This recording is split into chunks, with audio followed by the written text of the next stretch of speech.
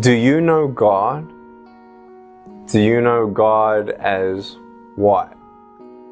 Who? What does He do for you? Why is He interested in us? Why would He ever have the time of day to listen to my prayer? Who am I compared to God, the creator of the universe, the Alpha and Omega? It's a big thought. For me, God is everything. For me, there were many times in my life where I did not have peace in my life, and seeking the answers to many questions, and of course being born without limbs, I asked God, why did this happen? You know, we always talk to God more on a bad day. We ask God for things, we thank God for things, but do you get to know Him?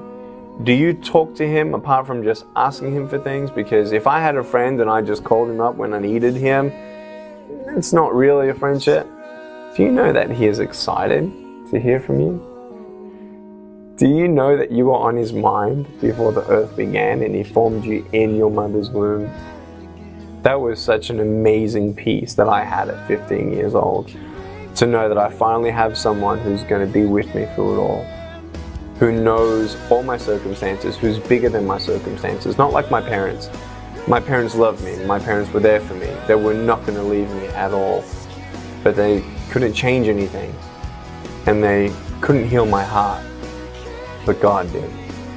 How cool is that? That He loves me so much that I'm not going to die. I may take my last breath here on earth, but I have confidence in Him, not only for salvation, but for comfort, for strength.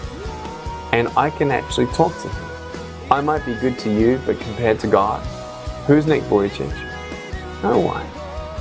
I might be good compared to some other people, but how good is good and how bad is bad? That's why we bring out the Bible and say, okay, let's not compare ourselves to each other, but let's compare ourselves to God. Well, if we do that, we got a little bit of a problem.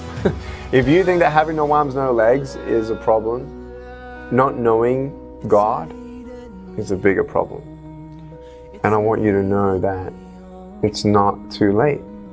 Yeah, tomorrow is not promised, but you have today to say, hey, you know what, God, if you're up there and you have a plan for me, I want to know what that plan is. And the beautiful thing about knowing God is knowing what He said. Knowing what He says about how much He loves me, about how He'll never leave me, about no matter how many times I fail, He still loves me, and I'm under construction every day. And Nick fails God, but God's grace is sufficient as long as I hunger and strive to know Him more. And it's not this to-do thing, it's a love thing.